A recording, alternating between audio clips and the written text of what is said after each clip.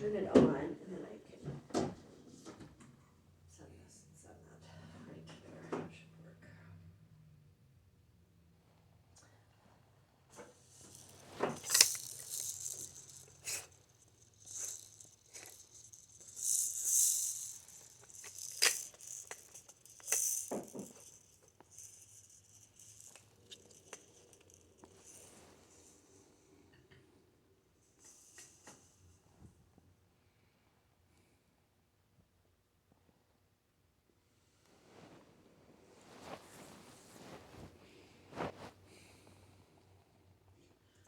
Okay.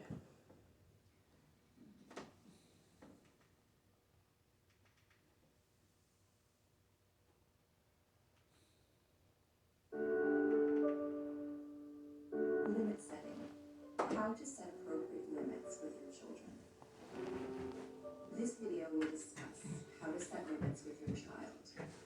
Children need limits to make sure they are safe, learn to socialize with others, and optimize growth and development. When a child has been hospitalized or has a period of being unwell, it can sometimes be even more difficult to set limits. When a child expresses displeasure about limits, caregivers may feel that they are making their child unhappy. Limit setting can be a challenge for all caregivers. How children and caregivers react to limits will depend on their individual temperament, behavioral style, relationship between the caregiver and child, past caregiver experiences, and experiences with limit setting to date. Remember, you are your child's teacher. You can't control how they will react or feel about a situation, but you can help them learn how to express frustration and anger in a way that does not hurt themselves or others. There are some simple strategies that caregivers can use to help support setting limits with your child. For the purpose of this video, we have focused on the years up until school age. Why is limit setting so important? Limit setting will help encourage your child's self-regulation. Self-regulation helps children with their emotions, attention, and behavior. It helps them with the little transitions. For example, time for a nap. And the big transitions. For example, time to start kindergarten. What you teach your child about limits now will help them for the rest of their life. Remember to focus on your child's strengths and provide a safe environment in which they can play, explore, and learn. Establishing routines. In the first year of a child's life, the caregivers have the most control over their children's environment, and the need for limit setting is not as great. However, caregivers can help set the stage for future limit setting with a few key elements. Starting to establish routines is important as it will help children to predict what comes next. It is a good idea to have a bedtime routine to help a child know when it is time for a longer period of rest. Keeping to a general schedule of wake-up times, meal times, play times, and nap times can be helpful to a child as they thrive with routine. Remember that every day does not have to be exactly the same, and some days everything will seem to be off routine. Self-soothing. It is important to teach children how to self-soothe. For example, if they wake up at night, to be able to fall back to sleep without adult intervention.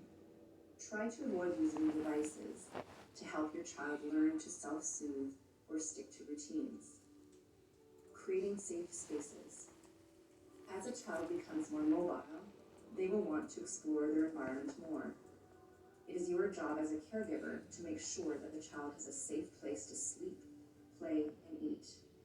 When your child is older than 1 year, you can help support limit setting by saying no and then redirecting your child. For example, changing activities. They will not understand longer explanations to help with behavior correction. Managing temper tantrums. Between the ages of 2 to 4 years, children will want more independence and will become more expressive of their displeasure of limits. At this age, a child might start to have temper tantrums. It is the caregiver's job to supervise their child to ensure they are safe. Continue to set limits to support your child through this stage.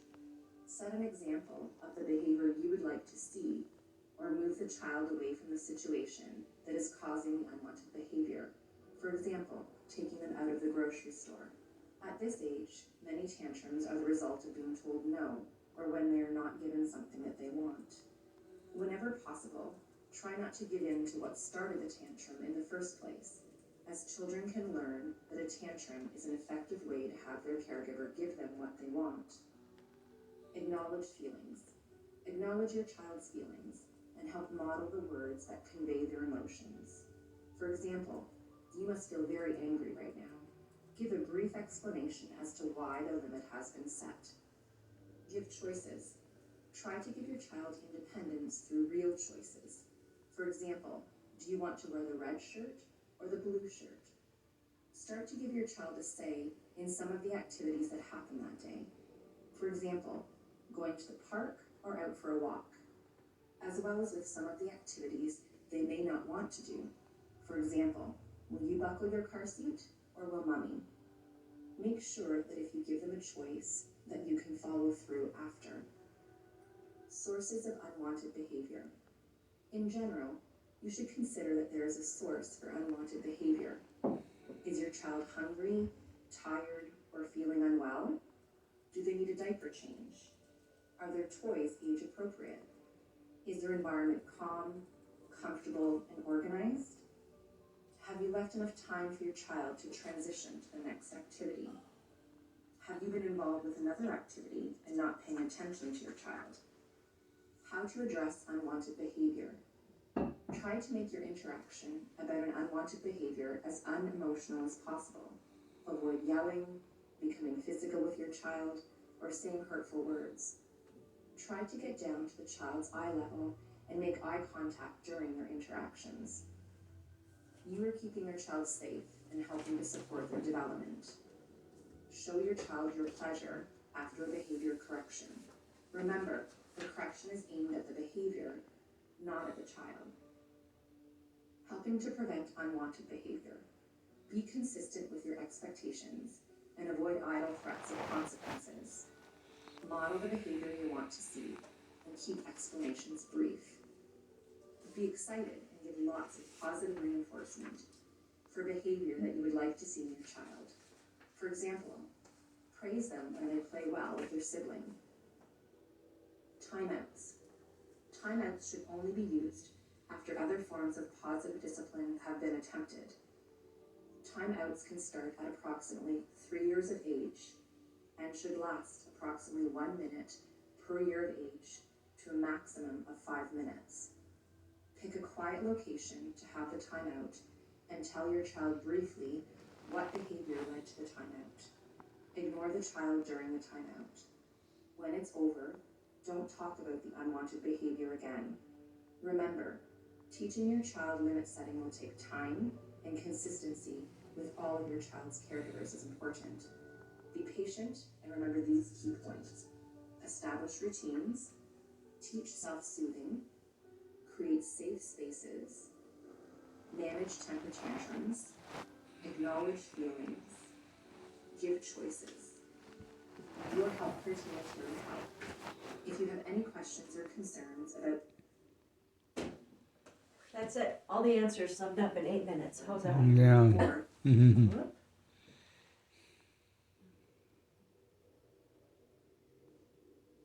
So Kelly, as a dad of older kids, you know that this isn't anything that is out of the ordinary. Mhm. Unless you were one of the lucky ones that had the perfect kids that never Yeah. tested boundaries. I mean, you might have. Mine certainly. You awake, Sam? So limit setting then. Consistent rules, age appropriate for them. So we're gonna deal with, we'll just talk about Johnny and Tiffany today.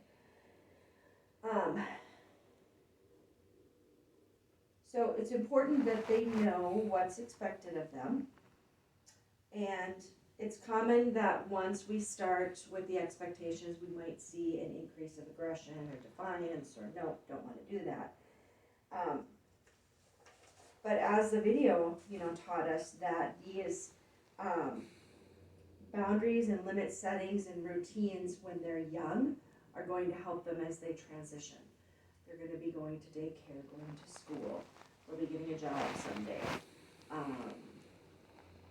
They'll eventually, get up, move out. So this is kind of a foundation that you're doing. So let's talk about in your home for Tiffany and Johnny. What are some rules that you have in mind? If you go in their parent Pick up their toys. if you go in their parent ed file, I put a copy of this. Or do you want me to fill it out? Will you? Yeah, you'll have to delete the lines, and then you could just fill out their answers, because then we'll give it to them that way. So their rules is they have to pick up their toys. I like that rule. Is there anything else? Think of. I'll pick up their dishes if they dirty them. Okay. Tiffany does that too. Johnny's done pretty good with that in the past. He knows. He'll hand me his bowl and say, "Here, Mom." Any other rules you might have in the house for the kids?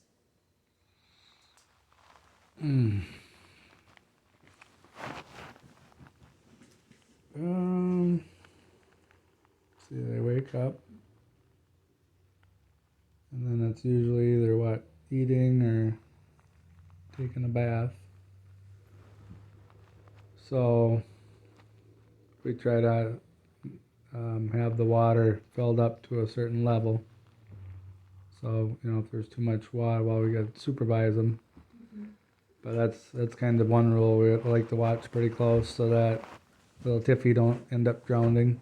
Yeah. Johnny is starting to swim under the water now, so. But, a lot of times they share bath water, so. So let's say somebody was to come into your house, maybe you had I don't want to always use the thing of staff coming in, but maybe you had a family or visitor come in or whatnot, and the kids, there would be certain rules or expectations that you would have of the kids that the other person would be able to see. Like they're like, oh, I guess they always eat at the table, or maybe, think of other things that you just expect that you're teaching Johnny and Tiffany to do. So I know when I was in the house, I know you guys had a rule of them eating at the table. They always ate in the kitchen. If they're outside, we tell them, stay where we can see you. So, okay, that would be a good expectation you have of them, so. So that started with Tony, and now we started doing it with Johnny. Because Johnny don't tend to wander off, kind of like Tony was more of a wanderer. He's more of the braver one. Johnny likes to kind of stay by mom and dad more. He's not so apt to wander off. But we still like him to stay by the window so we can view him when we're in the kitchen. One of the, I know sometimes for kids, they think that you can see them and you can't see them. And another way that you could rephrase that is stay where you can see me. Yeah, both ways. And then that way, if they can't make eye contact with you, they know that they might be too far. Yeah, that's similar to truck drivers. If you can see them in the mirror, that means they can see you. Yeah, it's both ways. That works both ways. I Yeah. like that. So you have the expectation that they stay in the yard, they stay by the window, they eat at the table. Those are, the rules that you have. Anything else you can think of? And we haven't really made it a rule, but we probably, when they come back, we should start getting them using that hamper. That would be a good one. That would be a good expectation, sure. Because they're each going to have the boys have a room, girls have a room. So their hampers can be in the rooms, just an extra step to take them clothes and get them in the hamper. Yeah, I think that's a really good. I mean, I do it with my clothes. Sometimes they end up at the top of the steps, but they do. That's the temporary spot to get it down in the basement. But it always ends up in the hamper, and I wash my own clothes. So. Would you have any expectations as far as hygiene? Whether it would be oral or body or. So the hygiene is, brushing teeth. How do we have it? Well, the dentist recommends brushing teeth twice a day and flossing once a day at a minimum for us adults. Right. So that should be the same for littles. Now, little ones, they don't floss until their teeth separate, I guess. At a certain age, their teeth have a little gap between them so they can floss. But we haven't been flossing teeth. So that might be something good to talk to the dentist. Well, I already did talk to the dentist. He says once they get a gap in their teeth, they can floss. So maybe starting to help them floss. Because you got to start them all young, right? Yep. And if you don't floss, that can create pain and problems down Especially the road. brushing the teeth is super, super important. I can't remember, Sam, did you tell me that the kids had enamel problems? Okay. Yeah, anytime you get sugar in your teeth and you don't brush them, that's going to eat away at the enamel. Yeah, so when do you, you as parents, do you have like a morning, night, morning after every time they eat? What would your expectation be? Well, we can't all fit in the bathroom at the same time. Nope, I've been in your bathroom. But if I brush my teeth, then I can send them in after me. It's a good cue to get into. Mm-hmm. We have other cues too as well. What was the other one? Because when something happens, then it's like that triggers the next thing to happen. I forget what that was now. I have to think about that for a minute. But well, when they take a bath, we get them on the potty. Mm-hmm. They're already undressed. They don't have to pull up down, pull it back up. So that was one of the things to get them potty trained. So that sounds like it's like part of a routine. yeah, Yeah, so a routine, I think that's on the second page. yeah, you gotta have a routine for Yeah, so the routine the main is, things. That's what I was saying. Like when we get up in the morning, it's typically, you get something to eat or jump in the tub, and then it'll get that routine going from there. I don't know if you guys have ever had the experience of having a kid poop in the tub, but that is, I like that routine of sitting on the toilet before you get in the tub, yeah. Yeah. And that's if they haven't pooped in their Yep, pants already. yeah, But I guess, yeah, you wipe them up and, yeah. it kind of depends on how bad they are maybe. But yeah, to have turds floating in the tub isn't really the best thing It's not hygienic. because they tend to open their mouths underwater and that's not good. So one of the things that I know when I was in the house before, you didn't have the bedrooms finished yet. So I understand that they are finished and painted and you got, so what expectation would you have for the kids as far as, let's talk about like nighttime routines? What would something you'd like to see that you'd be able to follow through? So nighttime routines is having a set bedtime. What do you think that would be? Even for, huh? What do you think of A that time? bedtime? Yeah. Yeah, 7:30. I know some of the foster parents are doing 7, so just depends on what time you got to get up in the morning. But even for adults, I think it's important to have a bedtime. Mm-hmm. Now, maybe in the morning, if you don't have to get off to work or school, that morning could be a little flexible. Yeah, Like you're tired, you want to hit the snooze or something. But if you don't start with that bedtime, you're kind of screwed in the morning. I think, So and studies have proven, good sleep hygiene helps with sleep better. So not, being on their phone all night long, not looking, the blue light in the phone, the computers, having a set bedtime is usually good. Because I don't think before your kids didn't have a set bedtime, did they? They kind of went to sleep in the living room when they wanted, or were they kind of just fell asleep? well, Tired? before they took them, I was getting them. She would go sleep in another room, and I was getting them to bed. Oh, okay. And I would always we'd leave TV on, but we'd have the volume so low that there was no loud noise to go with it. They couldn't make out the words. Probably would be better to use an audio device and shut the video off completely. But I put something really boring on, something they're not interested in. So they fall asleep pretty fast. Tiffany, sometimes they both fall asleep on my lap. One here, one here. But Johnny's getting a little older, so a lot of times Johnny sleep in the chair, which we gotta get him in a bed. Yeah. But that's what, well, we had the couch too, but Tiffany a lot of times would fall asleep on my lap. Or no, Johnny would, yeah. Remember, Johnny was on the couch or the chair. John, you're gonna Yeah. have to wake up. Um, You're gonna have to wake up.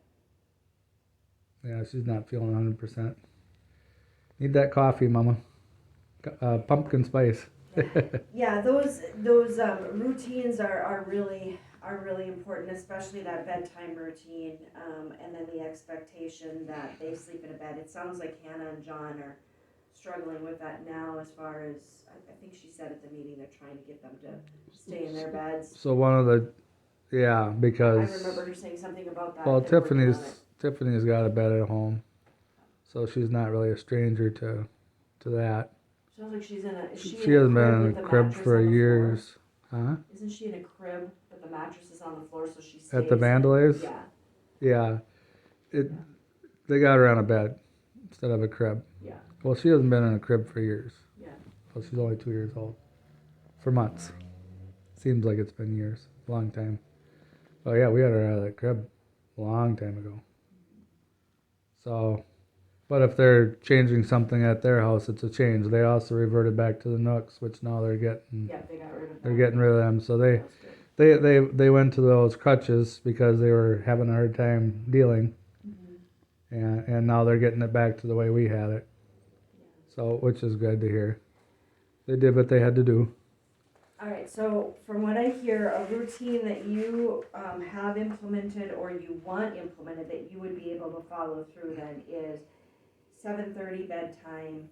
The kids would be prospectively in their own bedrooms in a bed, and they would sleep through. And then when they get up in the morning, do they eat first or bath? What do you guys normally do?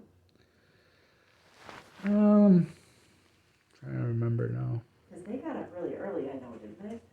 Yeah. Because when we would get there, usually you had said that Kelly had gotten up with them early in the morning. If they got a bad diaper, a lot of times it would be a bath first. If You're kind of flexible. they were clean, we'd hit the food.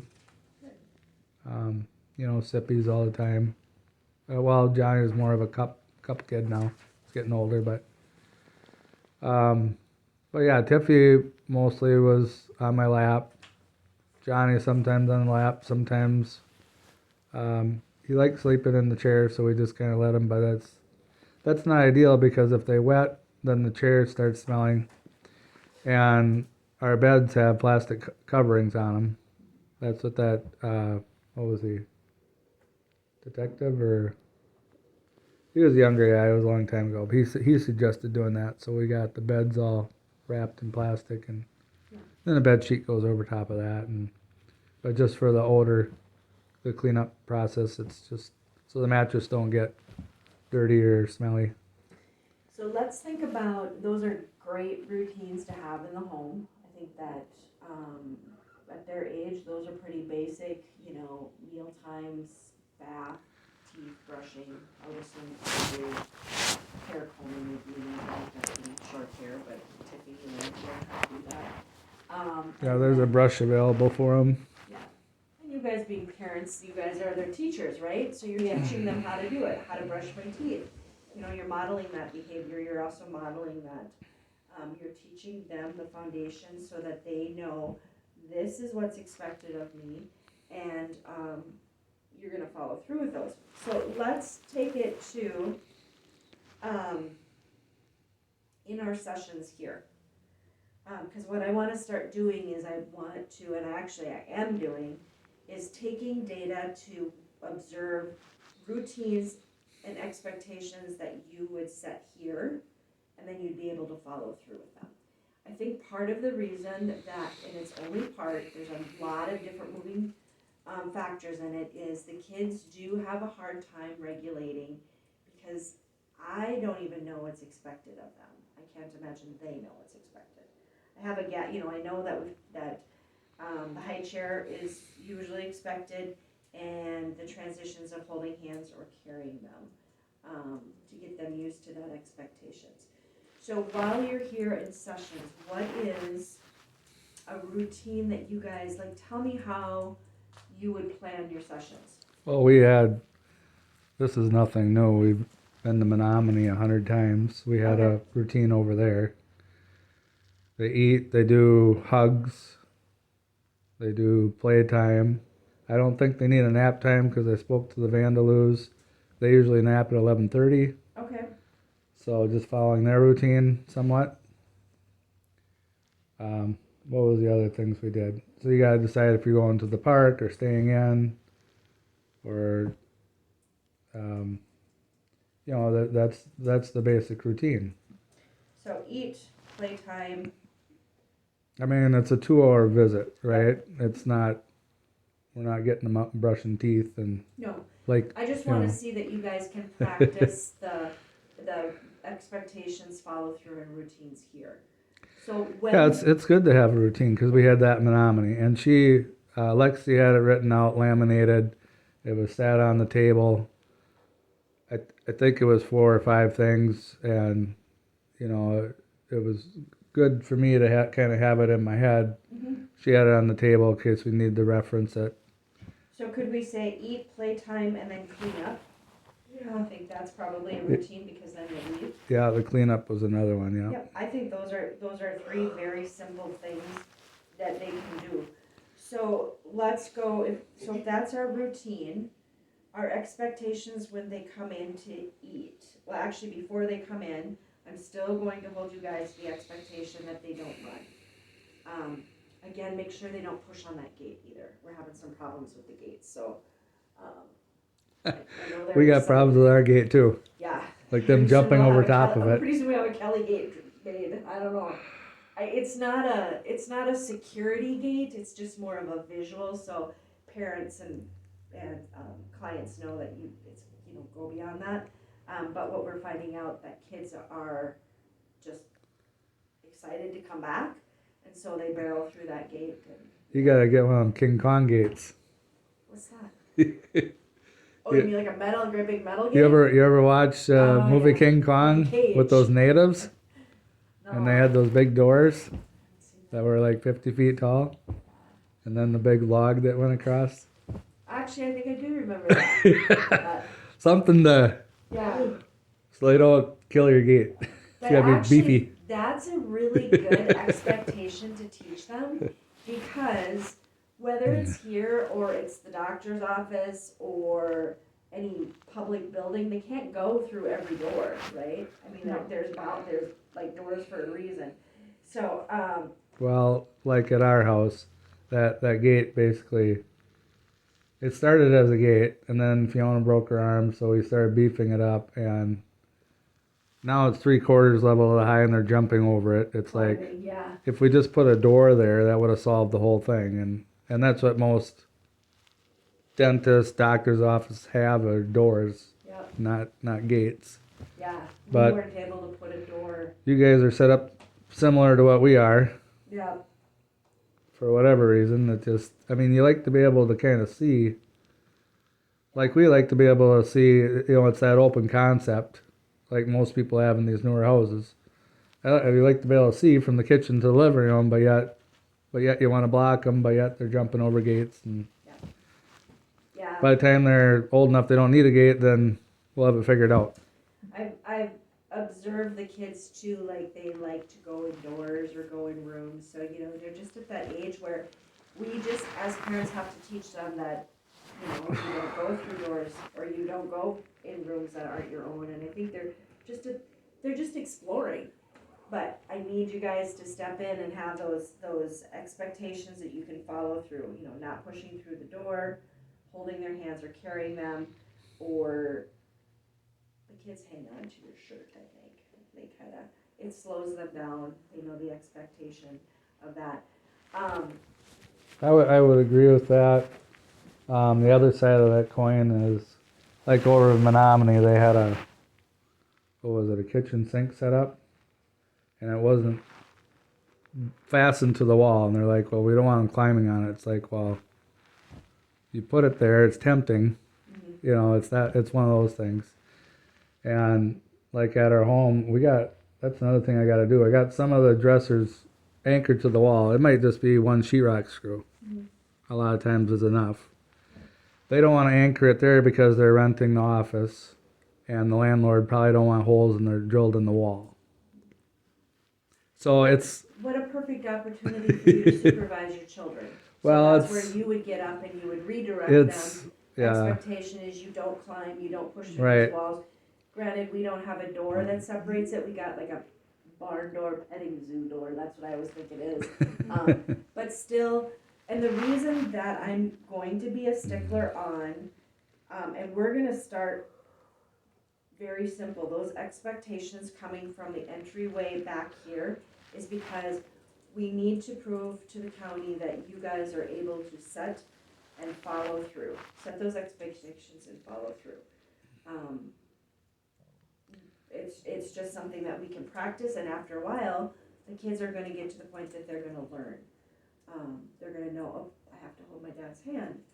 I can't push through the door. I can't go into the other doors in the clinic that, we're not going to. Yeah, they can be trained. Yep. My point is it's a bit of a two-way street though.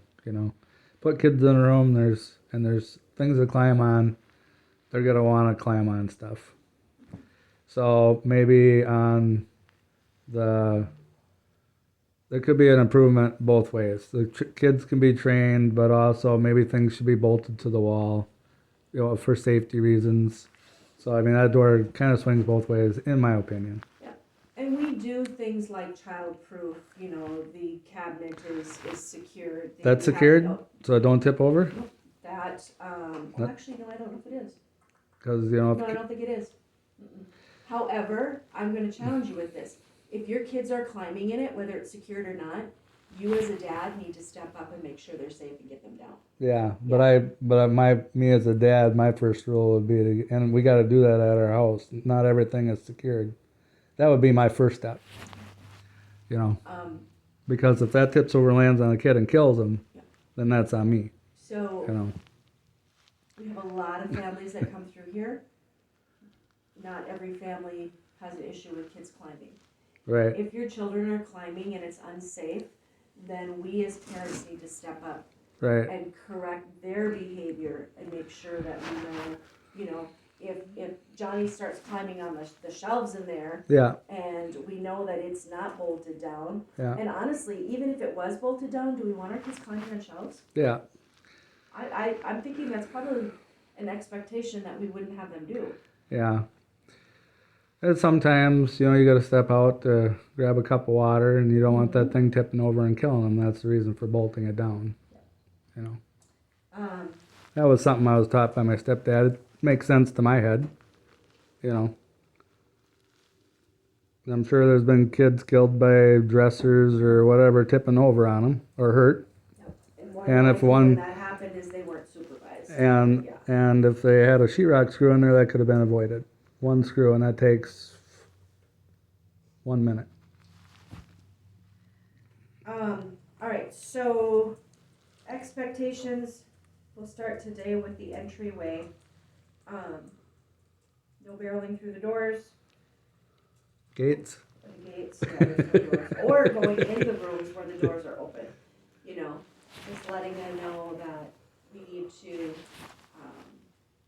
praise them with behavior that we see that's good. Oh my gosh, thank you for holding my hand. I love it when you hold my hand. Just like I was doing back on Tuesday. Yeah, if they want to go in a room, we redirect them and say, nope, that's not our room. Come on out. We just need to be really clear, concise, consistent, and have the same expectations. So. I was giving piano lessons or guitar lessons to kids when I was younger, and one of the parents used to be our CCD teacher. catechism teacher. And he brung his boy over and he says, I got high expectations for him. And I laughed. Oh, he didn't laugh. He was serious.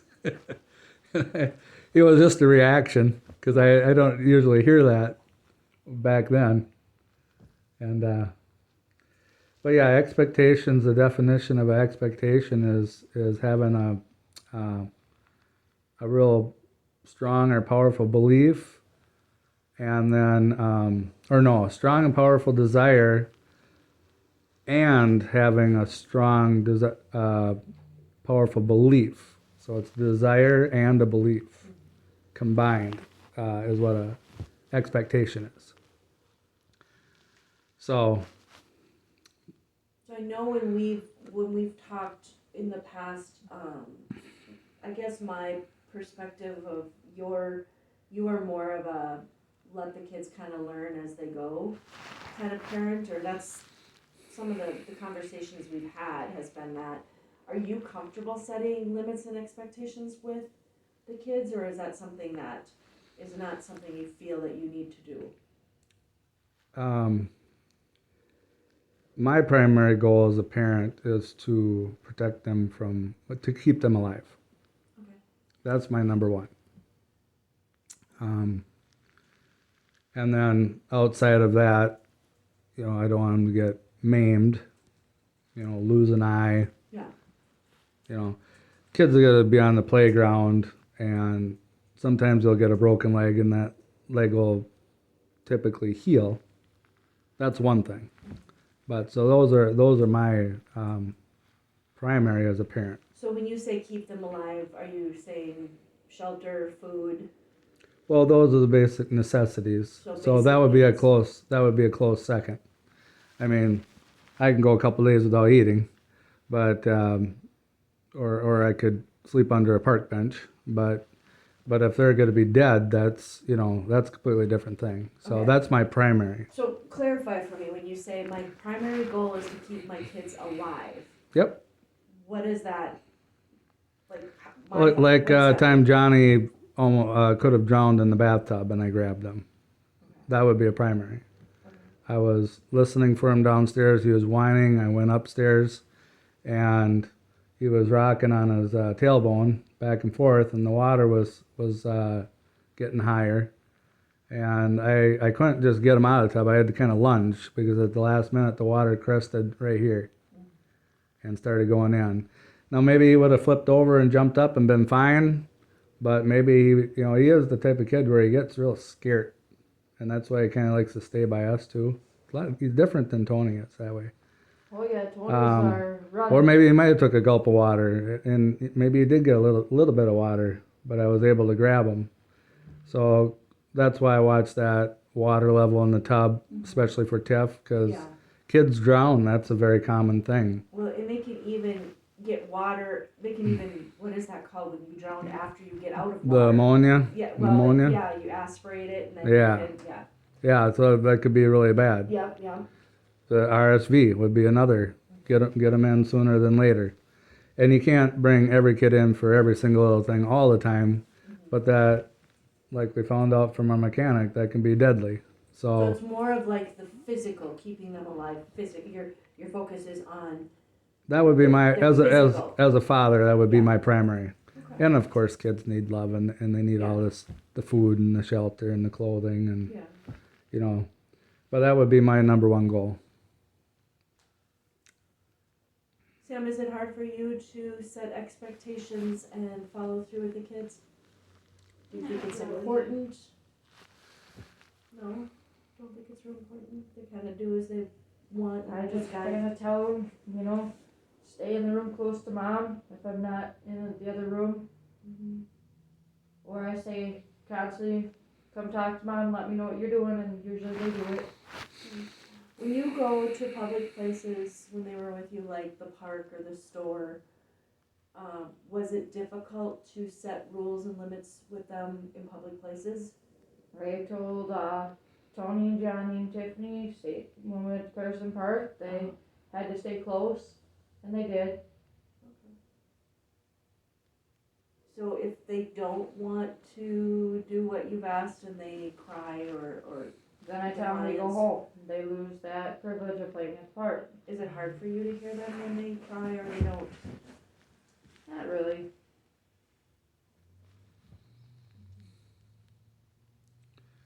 Yeah. It was, I'll be honest, when my kids were little and I put expectations on them, there were times it was hard because as the older they got, some of the expectations or the consequences that happened, natural consequences of not being able to do something that they wanted to do, as a parent, I did feel that, but I knew that in the grand scheme of things, we're teaching our children. So, kudos for you for, if you haven't felt that, I think it's a natural and, we don't ever want to see our kids disappointed or frustrated or hurt. Even here, I when I see Johnny or Tiffany, if they are really dysregulated, I will be honest, my heart feels for them. I can't imagine. I know what it's like if I'm having like a really emotional day or a moment. But it's not even just your kids. When I see other kids that come in and they're going through, maybe they're, hungry, tired, they miss their parents, they don't feel well, they don't want to share or they want a toy. I mean, there's a part of me that's like, man, that tugs on your heart like you don't want it. And it's easier to give in. But remember, we're the parents, we have to teach them in a loving way and be that person that's in control, so that they know that when I'm with my mom and dad, I know what to expect and they're going to keep me safe and they're going to follow through. Yeah.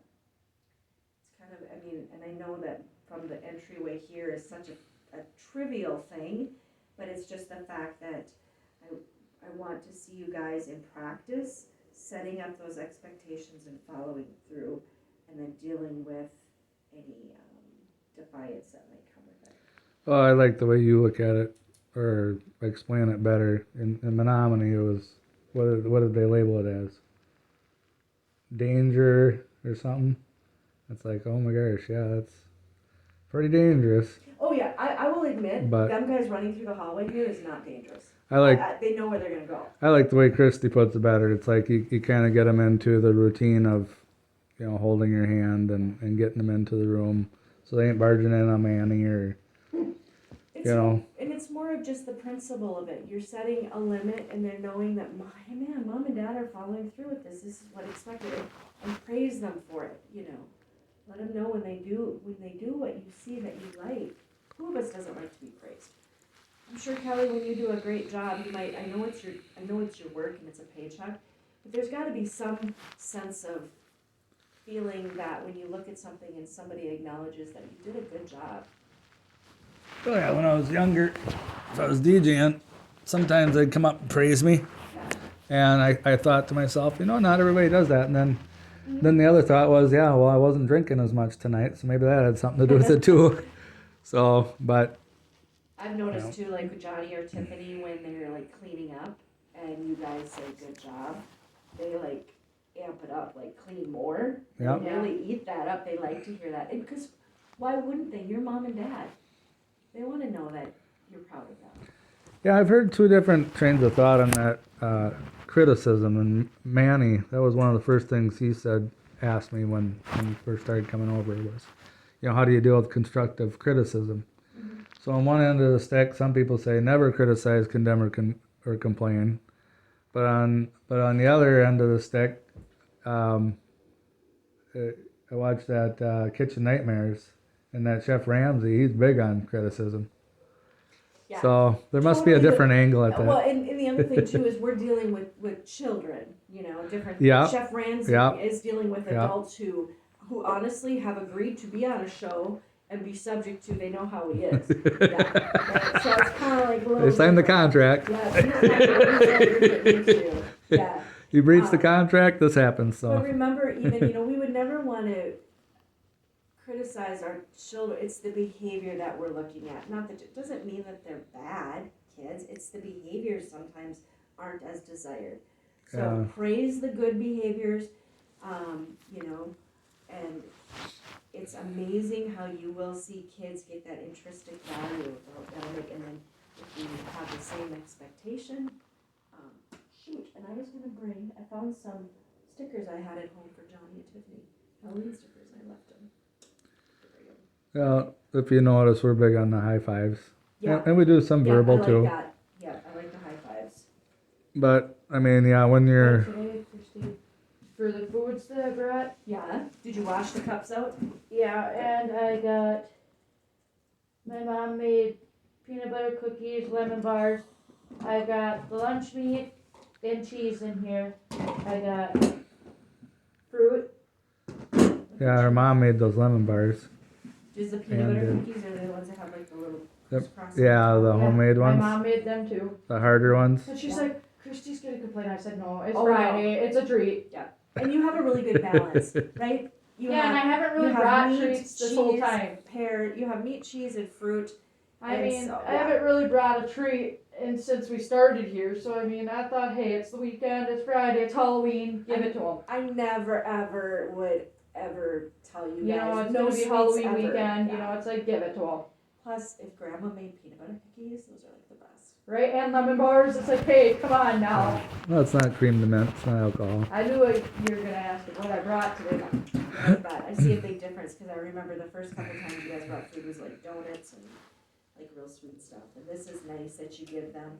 And then If you got- give them a choice though, Sam, let's think about this. If you laid this all out on the table, what do you think they're gonna go for first? sweets. Yeah. So my suggestion would be go the healthy route first. set I an brought expect- lunch meat, but I didn't bring bread or none of that because I want to see if Yeah. they'll actually take to the meat without the bread or the peanut butter all the I time. do that sometimes. I eat just lunch meat wrapped around a cheese stick. I mean, hey, it's Set an ex- something this would be- to regulate it. this That would way be- I can see what they like and they don't like. This would be a great expectation you could set. You eat whatever you put out for healthy, and then once you do that, you can have grandma's sweets. I think that's a great. Yeah, and I brought look at that. Tiffany's favorite unicorn. She always played with this at home. That's cute. I never saw that one. Oh my gosh. They're gonna just love me today. And then I brought Johnny's bean baked puppy. Love it a little bit from home. But then I got from the Salvation Army too. Yeah. I got them some actual stuffed animals. And as you see, I brought some change of clothes just in case there's an accident. Yeah. Sounds good. My mom kind of grabbed them for me. I'm like, well, Mom, as I'm trying to get myself to wake up, I just got out of the shower. Can you please grab them some clothes? I'm trying to get this ready. She did. Good. We all kind of worked together this morning. I like it. I'm actually excited to have your mom on Tuesdays. Every other Tuesday. So this coming Tuesday should Yeah, she said she's pretty excited. She's Yeah. amped up. Yeah. And then tonight, she's excited. She's going to go hang out with her friends and whatnot for the weekend. She asked me if I wanted to go with. But it's like, do I really or don't I, you know? Yeah. All right. I think I hear little people out there. Little pitter patter. I think I do. I'm putting the remote in my room. Doesn't get lost. Put her in the safe. Mine will be. Don't share the combo. I'll be up in just a second. We got a lot. Who is it? Little plumbers?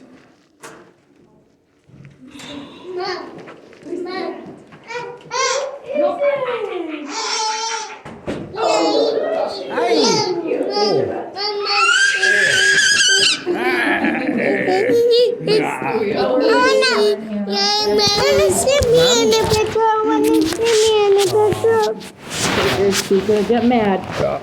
I'm gonna go see if there's a Coke or something out in the car for me. I know. Right? Go grab me a soda in the car. No. Wanna see me in the I'll sleep back there. We'll wait for you. Hi, Johnny. Hi, Tiffany. Did Hannah bring you down? Are we leaving? Huh?